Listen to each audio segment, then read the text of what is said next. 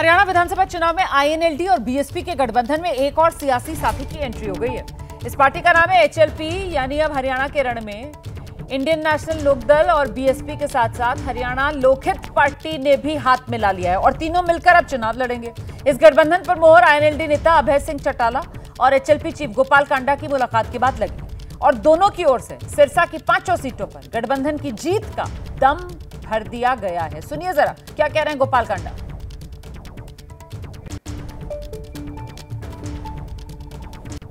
Indian national Lokdal, Bahujan Samaj party और Haryana Lokhit party तीनों मिलकर 111 है और ये सरकार की तरफ बढ़ रहे हैं और आपकी सिरसा की सरकार होगी और हरियाणा की, और जो बहुत अभूतपूर्व विकास होंगे और जो सुविधाएं अभी तक नहीं मिली वो मिलेंगी।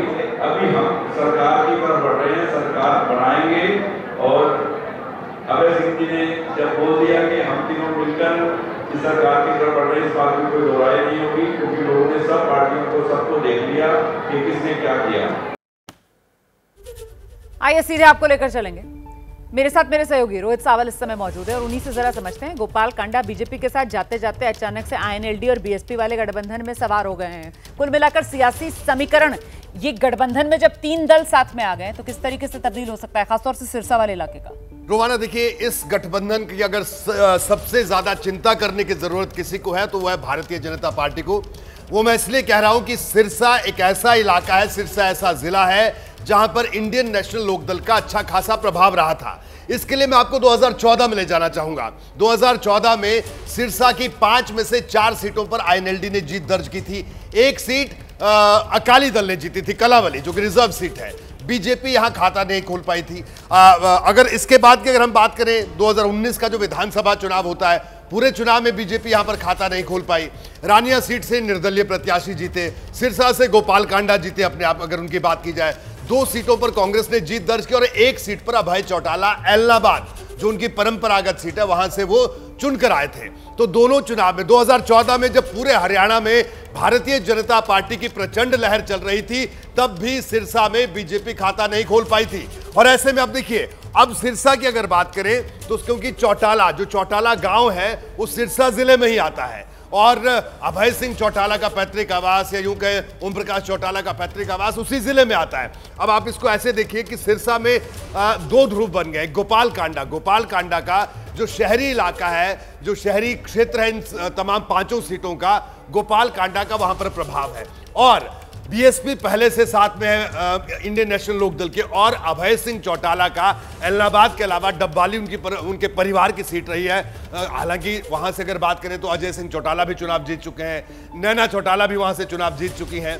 लेकिन अब स्थितियां बदली हुई हैं, जेजेपी भी अपने प्रत्याशी उतारेगी। लेकिन इतना तय है कि सिरसा में सीधे तौर पर यह कहा जाए, मैं रोमाना एक बात और आपको बताऊं कि हरियाणा में जो चुनाव है, पहले ऐसा दिख रहा था कि 2 पार्टियों में होगा, फिर एक तरफा होता हुआ दिखा, लेकिन अब बेहद दिलचस्प होता हुआ यह चुनाव दिख रहा है, क्योंकि एक सीट पर त्रिकोणीय मुकाबला कई सीटों पर यहां पर सिरसा में भी देखने को मिलेगा। यही तो महत्वपूर्ण बात है जो आप कह रहे हैं। दरअसल पहले जो आर पार का मामला लग रहा था, वो इतना आर पार अब हरियाणा होता हुआ नजर आ नहीं रहा है। खासतौर से जिस तरीके से आम आदमी पार्टी वो अलग चुनाव लड़ रही है, उधर जेजेपी और आजाद समाज पार्टी का गठबंधन हो गया है। अच्छा, एक गठबंधन ये वाला जिसमें अब गोपाल कांडा भी सवार हो गए हैं। तो वो जो आर पार वाला मामला था, अब अगर वो नहीं होगा और इस तरीके से ये अलग अलग गठबंधन अगर आगे आएंगे, तो फिर बीजेपी, जिसके लिए सिरसा आप कह रहे हैं हमेशा चुनौती बना ही रहा, और इस बार 19 के बाद 24 लोकसभा चुनाव में तो हमने देखा कैसे वो सिरसा वाली सीट बीजेपी से निकलकर कांग्रेस के खाते में चली गई। तो कुल मिलाकर यहां पर अगर इस तरीके के गठबंधन बनेंगे तो फिर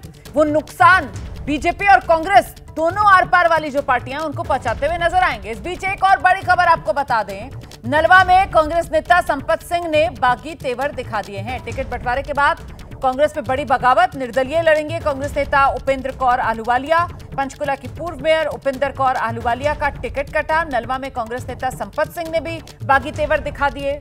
निर्दलीय नामांकन करेंगे पूर्व एमएलए ललित नगर। तो ये जो बगावत का बिगुल है, वो दोनों ही बड़े दलों के लिए इस समय मुश्किल पेश कर रहा है। एक तरफ बीजेपी और दूसरी तरफ कांग्रेस पे भी बगावत के सुर हुए।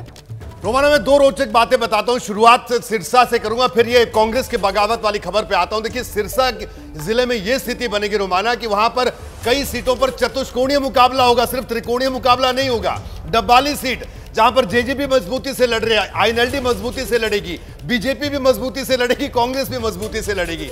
ऐसे में पूरा सिरसा जिले की तमाम पांचों की पांचों सीटें फंसा हुआ चुनाव सीधे तौर पर। और कांग्रेस के लिए यह बहुत बुरी खबर है रोमाना, मैं आपको बताऊं, ये करीब करीब 9 ऐसी सीटें हैं जहां पर आज नामांकन का आखिरी दिन है। सीधे तौर पर बगावत सामने आई है। शारदा राठौर बड़ा जाना माना चेहरा है फरीदाबाद का, बल्लभगढ़ से चुनाव जीतती आई है, सीपीएस में रही है हुड्डा सरकार में, उन्होंने चुनाव लड़ने की बात कह दी है। ललित नागर जो कि कांग्रेस के विधायक रहे हैं, जब 14 में बीजेपी की सरकार बनी वो चुनाव लड़ने की बात कर रहे हैं। निर्मल सिंह की बेटी चुनाव लड़ने की बात कर रही है। पंचकुला से कांग्रेस के मेयर चुनाव लड़ने की बात कर रहे हैं। और नलवा जिसका जिक्र आपने किया, हिसार की नलवा विधानसभा सीट, ये वो सीटें हैं रोमाना जिन सीटों को कांग्रेस ने जब हरियाणा में देवीलाल का न्याय युद्ध भी हुआ था तो उस जमाने में भी कांग्रेस जीतती आई। संपत सिंह बड़े पुराने नेता हैं, कांग्रेस आईएनएलडी में रहे, कांग्रेस में रहे, लेकिन इस बार कांग्रेस उनको टिकट देने से मना कर रही है। तो अगर संपत सिंह अकेले चुनाव लड़ते हैं तो कांग्रेस के लिए एक बड़ी चुनौती यहां पर भी होगी।